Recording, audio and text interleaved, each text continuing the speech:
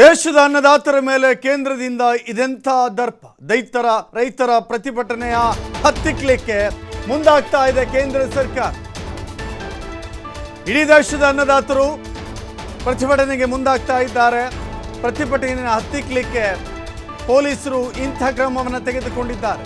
ಪ್ರತಿಭಟನಾಕಾರರ ಮೇಲೆ ಅಶ್ರುವಾಯು ಪ್ರಯೋಗ. ಅಂಬಾಲದ ಶಂಭುಗಡಿಯಲ್ಲಿ ಉದ್ವಿಗ್ನ ಪರಿಸ್ಥಿತಿ ನಿರ್ಮಾಣವಾಗಿ ಅಶ್ರುವಾಯು ಪ್ರಯೋಗ ಮಾಡ್ತಾ ಇದ್ದಂತೆ ದಿಕ್ಕಾಪಾಲಾಗಿ ಓಡಿದ್ದಾರೆ ರೈತರು. ರೈತರ ಪ್ರತಿಭಟನೆ ತಡೆಯಲಿಕ್ಕೆ ದೆಹಲಿ ಸುತ್ತಲೂ ಕೂಡ ಭಾರಿ ಬಿಗಿ ಭದ್ರತೆಯನ್ನ ನೀಡಲಾಗಿದೆ.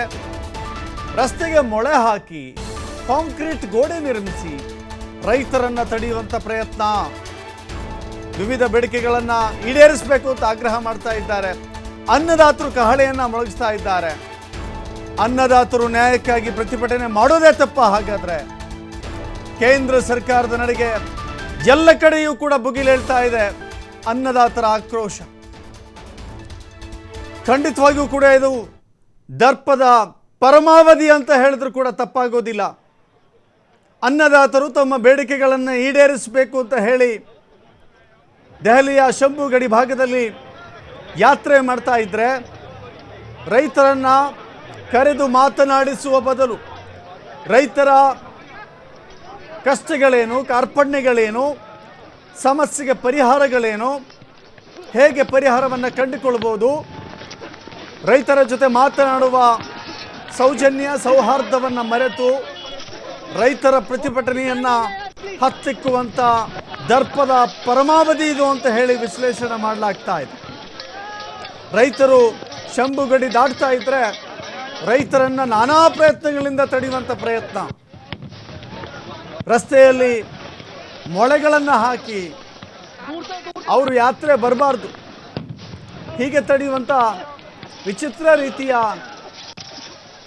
ಪ್ರಯತ್ನ. ಮತ್ತೊಂದು ಕಡೆ ಕಾಂಕ್ರೀಟ್ ಗೋಡೆಗಳನ್ನು ಅಥವಾ ಕಾಂಕ್ರೀಟ್ ಬ್ಲಾಕ್ಗಳನ್ನು ತಂದು ಅಡ್ಡ ಇಟ್ಟು ರೈತರು ಅದನ್ನು ದಾಟಿ ಬರದಂತೆ ನೋಡಿಕೊಳ್ಳುವಂಥ ಪ್ರಯತ್ನ.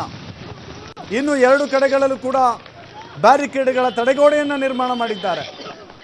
ಅದೂ ಸಾಲದು ಅಂತ ಹೇಳಿ ಅಶ್ರುವಾಯು ಸಿಡಿಸಿ ರೈತರನ್ನ ಬೆದರಿಸುವ ಪ್ರಯತ್ನ ಮಾಡ್ತಾ ಇದೆ. ರೈತ ಈ ದೇಶದ ಬೆನ್ನೆಲುಬು ಅಂತ ನಾವು ಹೇಳ್ಕೊಳ್ತೇವೆ ಅಷ್ಟೇ. ಆ ಬೆನ್ನು ಮೂಳೆಯನ್ನು ಮುರಿಯುವಂಥ ಕೆಲಸ ಇದಲ್ವಾ ಅಂತ ಹೇಳಿ ರೈತರ ಆಕ್ರೋಶವನ್ನ ವ್ಯಕ್ತಪಡಿಸ್ತಾ ಇದ್ದಾರೆ. ನೋಡ್ತಾ ಇದ್ದೀರಿ ಸೈನ್ಯ ಯಾವ ರೀತಿ ಇದೆ.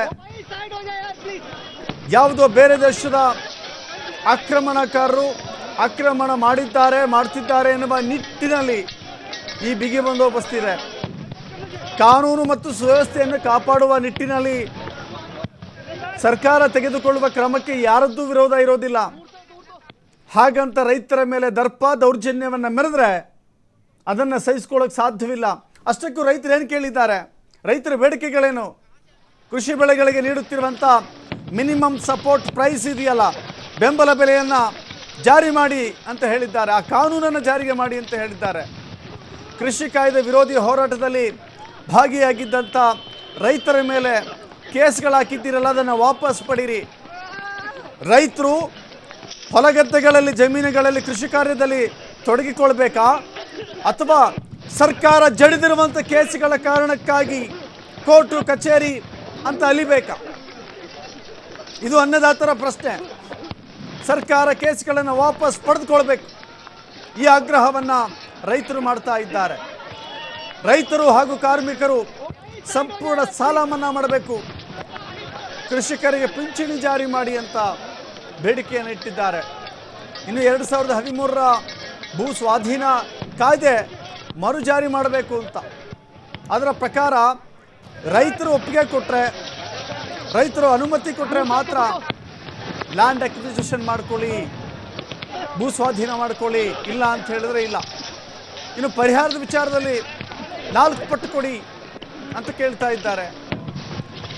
ದೇಸಿ ಕೃಷಿ ರಕ್ಷಣೆ ಮಾಡಲಿಕ್ಕೆ ಮುಕ್ತ ವ್ಯಾಪಾರ, ಆ ಒಪ್ಪಂದವನ್ನು ರದ್ದು ಮಾಡಿ, ಹೀಗೆ ಅನೇಕ ಬೇಡಿಕೆಗಳಿದೆ. ಬೇಡಿಕೆಗಳೇನಿದೆ ಎಲ್ಲವನ್ನು ನಿಂತ ಜಾಗದಲ್ಲಿಯೇ ನೀವು ಪರಿಹಾರವನ್ನು ಕೊಡಬೇಕು, ನಿಂತ ಜಾಗದಲ್ಲಿಯೇ ಬೇಡಿಕೆಗಳನ್ನು ಈಡೇರಿಸಬೇಕು ಎನ್ನುವ ಬಹಳ ದೊಡ್ಡ ಮಟ್ಟದ ಪ್ರಯತ್ನ ಹೇಳ್ತಾ ಇಲ್ಲ ಇಲ್ಲಿ. ಆದರೆ ಸರ್ಕಾರ ಒಂದು ಜವಾಬ್ದಾರಿತ ಸರ್ಕಾರವಾಗಿ ರೈತರು ತಮ್ಮ ಅಹವಾಲುಗಳನ್ನು, ಸಮಸ್ಯೆಗಳನ್ನು, ಸಂಕಷ್ಟಗಳನ್ನು ಹೇಳ್ಕೊಳ್ಳುತ್ತೆ. ಇಡೀ ದೇಶದ ರೈತರೆಲ್ಲ ಒಗ್ಗಟ್ಟಾಗಿದ್ದಾರೆ, ಸಮಸ್ಯೆಗಳನ್ನ ಹೇಳ್ಕೊಳ್ಳಿಕ್ಕೆ ಬರ್ತಾರೆ ಅಂತ ಹೇಳಿದ್ರೆ ಮುಕ್ತ ಮನಸ್ಸಿನಿಂದ ಸ್ವಾಗತ ಮಾಡಿ ರೈತರ ಅಹವಾಲುವನ್ನು ಕೇಳಿ ಅದಕ್ಕೆ ಪರಿಹಾರದ ಭರವಸೆಯನ್ನು, ಪರಿಹಾರದ ರೂಪದಲ್ಲಿ ತೆಗೆದುಕೊಳ್ಳಬೇಕಾದಂಥ ಕ್ರಮಗಳನ್ನು ತೆಗೆದುಕೊಳ್ಳುವುದನ್ನು ಬಿಟ್ಟು ಹೀಗೆ ನಾನಾ ರೀತಿಯ ಅಸ್ತ್ರಗಳನ್ನು ಪ್ರಯೋಗ ಮಾಡಿ ರೈತರ ಪ್ರತಿಭಟನೆಯನ್ನು ಹತ್ತಿಕ್ಕುವಂಥ ಕೆಲಸ ಮಾಡ್ತಾ ಇದೆಯಲ್ಲ, ಇದು ರೈತರ ಆಕ್ರೋಶವನ್ನು ದ್ವಿಗುಣಗೊಳಿಸಿದೆ. ಇವತ್ತು ಅಶ್ರುವಾಯು ಸಿಡಿಸಿ ಅಲ್ಲಿಂದ ಓಡಿಸಬಹುದು, ದಿಕ್ಕಾಪಾಲು ಮಾಡಬಹುದು. ಎಷ್ಟು ದಿನ ಈ ದೇಶದ ರೈತ ಸಿಡಿದಿದ್ರೆ ಯಾವ ಸರ್ಕಾರಗಳು ಕೂಡ ಉಳಿದಿರುವ ಉದಾಹರಣೆ ಇತಿಹಾಸದಲ್ಲಿಲ್ಲ. ಆದರೂ ಕೂಡ ಇಂಥ ಕಹಿ ಸತ್ಯ ನೆನಪಿದ್ರು ಅಗೇನ್ ಮತ್ತೆ ಅಂಥದ್ದೇ ದುಸ್ಸಾಹಸಕ್ಕೆ ಕೇಂದ್ರ ಸರ್ಕಾರ ಕೈ ಹಾಕಿದೆಯಾ? ನೋಡ್ತಾ ಇದ್ದೀರಿ, ರೈತರು ದಿಕ್ಕಾಪಾಲಾಗಿ ಓಡೋಗ್ತಾ ಇದ್ದಾರೆ. ಈ ಹಿಂದೆಯೂ ಕೂಡ ಎಂತೆಂಥ ಅನಾಹುತಗಳು ನಡೆದಿದೆ, ಈ ದೇಶ ಸಾಕ್ಷಿಯಾಗಿದೆ. ಅದಕ್ಕೆ ಪ್ರತಿಭಟನಾ ನಿರತ ರೈತರ ಮೇಲೆ ವಾಹನವನ್ನು ಹತ್ತಿಸಿ ಏನೆಲ್ಲ ನಡೆದಿದೆ. ರೈತರ ಮೇಲೆ ಕಳೆದ ಪ್ರತಿಭಟನೆಯ ಸಂದರ್ಭದಲ್ಲಿ ನಡೆದಿರುವಂಥ ಘಟನೆಗಳು ಒಂದಾ ಎರಡ, ಈಗ ಮತ್ತೆ ಅಂಥದ್ದೇ ರೀತಿಯ ಘಟನೆಗಳು ಪುನರಾವರ್ತನೆ ಆಗ್ತಾ ಇದೆಯಾ ಅಂತ ಭಾಸವಾಗ್ತಾ ಇದೆ ಈ ಎಲ್ಲ ದೃಶ್ಯಾವಳಿಗಳನ್ನು ನೋಡ್ತಾ ಇದ್ದಾರೆ.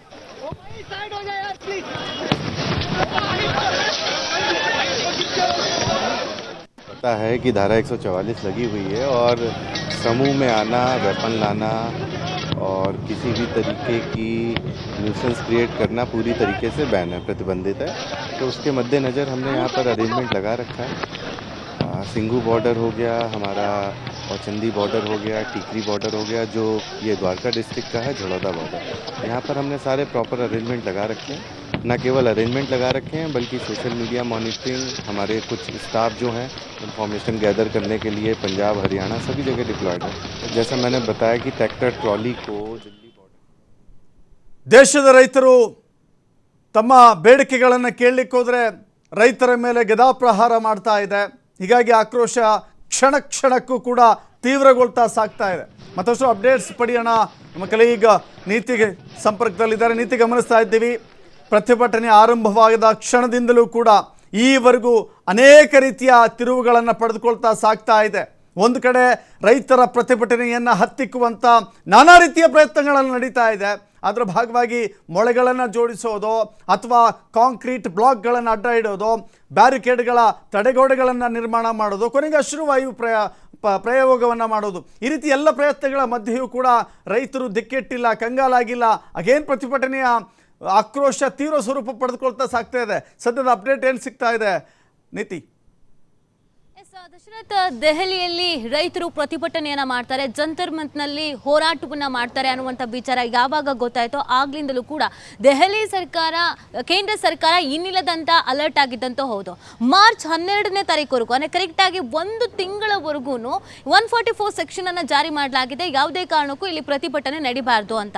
3ನೇ ಬಾರಿ ಲೋಕಸಭಾ ಚುನಾವಣೆಯಲ್ಲಿ ಅತಿ ಹೆಚ್ಚು ವೋಟ್ಗಳನ್ನು ಪಡೆದುಕೊಂಡು, ಅತಿ ಹೆಚ್ಚು ಸೀಟ್ಗಳನ್ನು ಪಡೆದುಕೊಂಡು ನಮ್ಮದೇ ಅಧಿಕಾರ ಬರಬೇಕು, ನಮ್ಮದೇ ಅಧಿಕಾರ ಬರುತ್ತೆ ಅಂತ ಖುಷಿಯಲ್ಲಿ ಇದ್ದಂತ ಕೇಂದ್ರ ಸರ್ಕಾರಕ್ಕೆ ಇದು ನಿಜವಾಗ್ಲೂ ಕೂಡ ಒಂದ್ ರೀತಿಯಾಗಿ ಘಾಸಿ ಆಗಿದ್ದಂತೂ ಸುಳ್ಳಲ್ಲ. ಆ ಕಾರಣಕ್ಕಾಗಿ ಈ ಪ್ರತಿಭಟನೆಯನ್ನ ಹತ್ತಿಕ್ಕಬೇಕು, ಇಲ್ಲ ಅಂತಂದ್ರೆ ಸಮಸ್ಯೆ ಆಗುತ್ತೆ ಅನ್ನುವಂಥ ನಿಟ್ಟಿನಲ್ಲಿ ಎಲ್ಲ ಪ್ರಯತ್ನಗಳನ್ನ ಮಾಡಲಾಗಿದೆ. ಒಂದು ಸುತ್ತಿನಲ್ಲಿ ರೈತ ಮುಖಂಡರ ಜೊತೆಗೆ ಮಾತುಕತೆಯನ್ನ ಕೂಡ ನಡೆಸಲಾಗುತ್ತೆ. ಕೇಂದ್ರ ಸಚಿವ ಪಿಯೂಷ್ ಗೋಯಲ್ ಅವರು ನಡೆಸ್ತಾರೆ, ಆಮೇಲೆ ಅರ್ಜುನ್ ಮುಂಡಾ ಅವರು ಕೂಡ ಮಾತುಕತೆಯನ್ನ ನಡೆಸ್ತಾರೆ, ಕೇಂದ್ರ ಕೃಷಿ ಸಚಿವರು. ಆದ್ರೆ ಯಾವುದೇ ರೀತಿಯಾದಂತ ವರ್ಕೌಟ್ ಆಗಲ್ಲ. 2020 ಮತ್ತು 2021ರಲ್ಲಿ ಏನ್ ಹೋರಾಟ ನಡೆದಿತ್ತು, ಆಗ ರೈತರ ಮೇಲೆ ಏನ್ ಕೇಸ್ ಬಿದ್ದಿತ್ತು, ಆ ಕೇಸನ್ನ ವಾಪಸ್ ತೆಗೆದುಕೊಳ್ಳೋದಕ್ಕೆ ಆ ಮೀಟಿಂಗ್ ನಲ್ಲಿ ಒಪ್ಪಿಗೆಯನ್ನ ನೀಡಲಾಗಿದೆ ಅಂತ ಹೇಳಲಾಗ್ತಾ ಇದ್ರು ಕೂಡ ಅಧಿಕೃತವಾಗಿ ಅದನ್ನ ಇಲ್ಲಿವರೆಗೂ ಅನೌನ್ಸ್ ಮಾಡಿಲ್ಲ. ಒಂದು ಇನ್ನೊಂದು ಭೂಸ್ವಾಧೀನ ವಿಚಾರ ಆಗಿರ್ಬೋದು, 60 ವರ್ಷ ಆದ್ಮೇಲೆ ರೈತರಿಗೆ ಪಿಂಚಣಿ ಬರಬೇಕು, ರಾಷ್ಟ್ರೀಕೃತ ಬ್ಯಾಂಕ್ನ ಸಾಲ ಮನ್ನಾ ಆಗಬೇಕು. ಹಾಗೇನೆ 2020 ಮತ್ತು 2021ರಲ್ಲಿ ಅಜಯ್ ಮಿಶ್ರಾ ಅನ್ನುವಂತ ಒಬ್ಬ ಸಚಿವರು ಒಂದು ಗಾಡಿಯನ್ನ, ಅವರ ಓನ್ ವೆಹಿಕಲ್ಸ್ ಅನ್ನ ರೈತರ ಮೇಲೆ 4 ಜನ ಸಾವನ್ನಪ್ತಾರೆ. ಆ ರೈತ ಕುಟುಂಬಗಳಿಗೆ ಸರ್ಕಾರಿ ಉದ್ಯೋಗ ಕೊಡಬೇಕು ಅನ್ನುವಂತ ಆಗ್ರಹ, ಇದ್ಯಾವುದು ಕೂಡ ಈಡೇರಿಲ್ಲ. ಇನ್ನೊಂದು ಕಡೆಯಲ್ಲಿ ಕೇಂದ್ರ ಸರ್ಕಾರ ಈಗೇನಿದ್ರು ಕೂಡ ರಾಮ ಮಂದಿರ ಜಪವನ್ನ ಕೇಸರಿ ಶಾಲಿನ ಜಪವನ್ನ ಮಾಡ್ತಾ ಇದೆ. ಇದರ ಮುಖಾಂತರವಾಗಿ ನಾವು ಲೋಕಸಭಾ ಚುನಾವಣೆಯಲ್ಲಿ ಗೆದ್ದೇ ಗೆಲ್ತೀವಿ ಅಂತ ಬಹಳ ಹುಮ್ಮಸ್ಸಿನಲ್ಲಿ ಕೇಂದ್ರ ಸರ್ಕಾರ ಇರುವಂಥದ್ದು, ಬಿಜೆಪಿ ಇರುವಂಥದ್ದು. ಆದರೆ ಬಿಜೆಪಿ ಕೂಡ ಭಾವಿಸಿರ್ಲಿಲ್ಲ ರೈತರ ಸಮಸ್ಯೆ ನಮಗೆ ಇಷ್ಟರ ಮಟ್ಟಿಗೆ ಕಾಡುತ್ತೆ ಅಂತ. ಆ ಕಾರಣಕ್ಕಾಗಿ ಈ ಪ್ರತಿಭಟನೆಯನ್ನ ಹತ್ತಿಕ್ಕಬೇಕು ಅನ್ನುವಂಥ ನಿಟ್ಟಿನಲ್ಲಿ ಸಿಸಿ ಕ್ಯಾಮೆರಾಗಳನ್ನು ಅಳವಡಿಸಲಾಗಿದೆ, ದೊಡ್ಡ ದೊಡ್ಡ ಕಾಂಕ್ರೀಟ್ ತಡೆಗೋಡೆಗಳನ್ನು ನಿರ್ಮಿಸಲಾಗಿದೆ, ಮುಳ್ಳಿನ ತಂತಿಯನ್ನ ಹಾಕಲಾಗಿದೆ, ಹಾಗೂ ದೊಡ್ಡ ದೊಡ್ಡ ಮೈದಾನಗಳನ್ನ ಜೈಲಾಗಿ ಪರಿವರ್ತನೆ ಮಾಡಲಾಗಿದೆ. ಇದಕ್ಕೆ ಸಂಬಂಧಪಟ್ಟಂತೆ ದೆಹಲಿಯ ಸರ್ಕಾರಕ್ಕೆ, ಅರವಿಂದ್ ಕೇಜ್ರಿವಾಲ್ ಅವರ ಸರ್ಕಾರಕ್ಕೆ ರಾಜೀವ್ ಗಾಂಧಿ ಮೈದಾನವನ್ನ ನೀವು ಕಾರಾಗೃಹ ಅಂತ ಮಾರ್ಪಾಡು ಮಾಡಲಿಕ್ಕೆ ಅವಕಾಶವನ್ನ ಮಾಡಿಕೊಡ್ಬೇಕು ಅಂತ ಕೇಂದ್ರ ಸರ್ಕಾರ ರಿಕ್ವೆಸ್ಟ್ ಅನ್ನ ಮಾಡ್ಕೊಂಡಿದೆ. ಆದ್ರೆ ಅಲ್ಲಿನ ದೆಹಲಿ ಸರ್ಕಾರದ ಸಚಿವ ಕೈಲಾಸ್ ಗೆಹ್ಲೋಟ್ ಅವರು ಯಾವುದೇ ಕಾರಣಕ್ಕೂ ನಾವು ಇದಕ್ಕೆ ಅವಕಾಶ ಕೊಡಲ್ಲ ಅಂತ ಹೇಳಿದ್ದಾರೆ. ಮತ್ತು ಇದನ್ನ ಅರವಿಂದ್ ಕೇಜ್ರಿವಾಲ್ ಅವರು ಕೂಡ ಖಂಡಿಸಿದ್ದಾರೆ. ರೈತರ ಪ್ರತಿಭಟನೆಯನ್ನ ಹತ್ತಿಕ್ಕೋದಾಗಿರ್ಬೋದು ಅಥವಾ ರೈತರನ್ನ ಜೈಲಿಗೆ ಕಳಿಸೋದಾಗಿರ್ಬೋದು, ಇದು ತಪ್ಪು. ಇದಕ್ಕೆ ದೆಹಲಿ ಸರ್ಕಾರ ಯಾವುದೇ ಕಾರಣಕ್ಕೂ ಸಪೋರ್ಟ್ ಮಾಡಲ್ಲ. ಅವರ ಪ್ರತಿಭಟನೆ ಮಾಡ್ತಾ ಇರೋದು ನ್ಯಾಯಯುತವಾಗಿದೆ. ಏನ್ ಬೇಡಿಕೆಗಳನ್ನ ಇಟ್ಕೊಂಡಿದ್ದಾರೋ ಅದು ನ್ಯಾಯಯುತವಾಗಿದೆ.